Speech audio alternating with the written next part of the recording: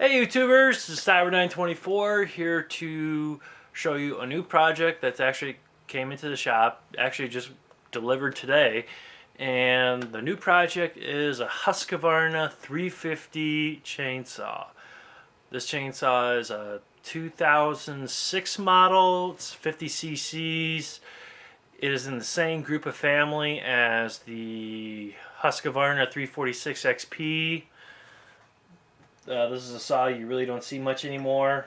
I mean, nowadays they're replaced by like 445, 450, 455 Rancher, etc., etc., etc. Now, this is another one of those part saws that I purchased.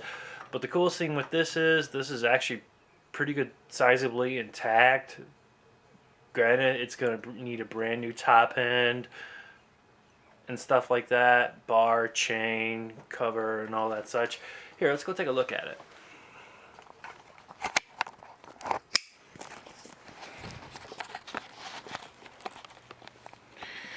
Here it is, everybody. Here it is, Husqvarna 350 air injection. As you can see right over here, if I can get this better in the light, those are the serial numbers, and as you can see, it's actually it's a unit that's actually pretty much a good bottom end is actually there. Gas tank, handlebars, crank shaft, bearings, everything. Pretty much all this is need that I can think of so far. Be brand new piston, cylinders, circlips, piston pin, compression release, some new AV mount for the cylinder, complete carburetor and such.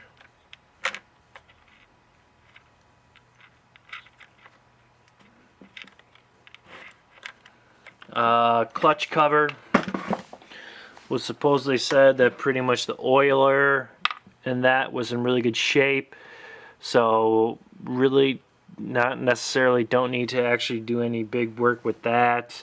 I did notice one of the bar with one of the little bar bolts here. I'll have to tie a piece of string on it and suck it back in and see if I can try to get some Loctite on this and get this thing put back together in the right shape. Still got the nice dog on it. It's gonna need a new muffler and everything. Pretty much the story of this particular one is this shop that I got it from. I was told that the customer pretty much blew the top end out. But they said that the bottom end was in really good shape, so I don't have to worry about cracking this thing open and having to replace the seals. New bearings, seals, and things like that, because that's just in a whole nother world of mess that I do not want to get into. As you can see, it's actually in pretty decent shape. It's got the metal spring anti-vibe mounts on it. Got one here. Let's see. Got another one here by the tank, which is nice. So another big plus, better than steel, because even with their homeowner grade models, they still use rubber isolation mounts, which I think are kind of junky. So this is actually pretty sweet to actually have.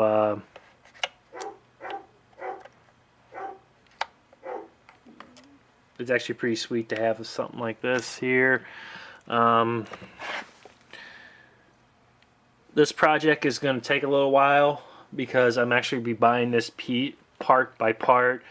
Probably the first thing I'm probably going to buy is the piston and cylinder, of course.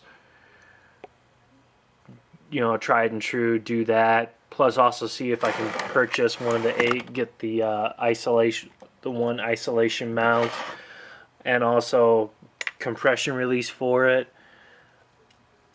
this looks like it's actually going to be a really fun project to work on. Plus also, I'm trying to actually phase out my steel 025 because, well, for one, the compression on the steel 025 is running low, and I really don't want to have to mess with it. I rather mess with Husqvarna's because, you know, since I mess around with my 394 a lot, I have a lot more familiarity with it.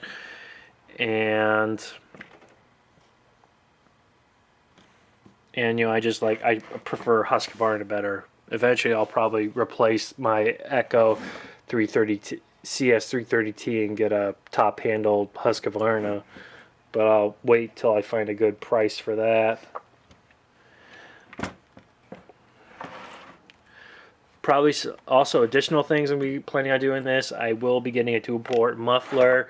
Also, I'll get double dogs for this particular saw, and also a non-limited ignition coil, which pretty much means is that with a stock ignition coil, it limits the rev on this. It limits the RPMs on this.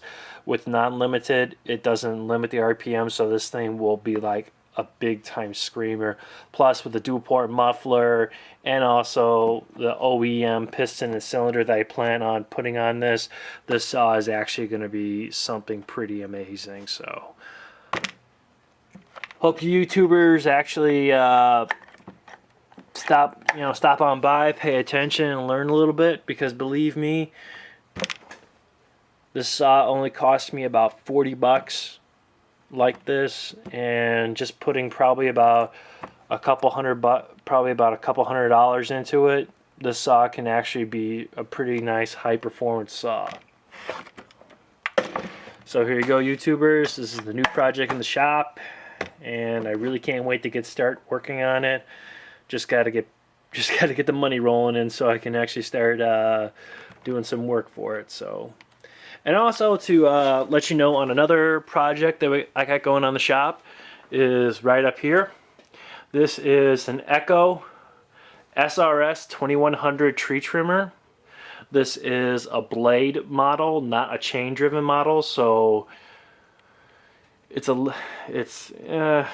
okay for what the work I kind of do. The work I'm going to need to be done on it is muffler clean out, inspection and clean out of that. Then I'm going to rebuild the carburetor on it, put new grommets, new fuel lines in it, new spark plug, and hopefully I can really solve the problem with this thing starting and dying. And that's pretty much what's going on my plate right now, other than having to do a whole bunch of landscaping and grass cutting for EMI property maintenance. And as you can see, here's all my other tools and stuff like that. One tool I actually have not shown yet, and that's this one right here. This is the Echo PE. I believe it's 266.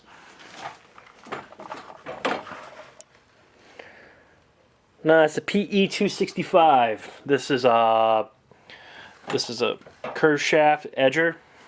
It's a really nice saw. It's got about 25.4 cc engine displacement. This is a really good edger. I mean, if you really want to do the job right, definitely get a gas-powered edger. It works a lot better than having to use a string trimmer or electric edgers, or even those gas ones that are kind of self-propelled. They're not that great. But I'll definitely do a video on this where I'll get some gas in it and actually start it up. Over here is another little project that I'm working on. It's a Echo GT251 curved shaft trimmer. This is something I'm actually fixing up for my father. I'm planning on getting a new spark screen and catalytic converter on this, and also a new shroud for the muffler, new spark plug, and of course reattach it onto the drive shaft.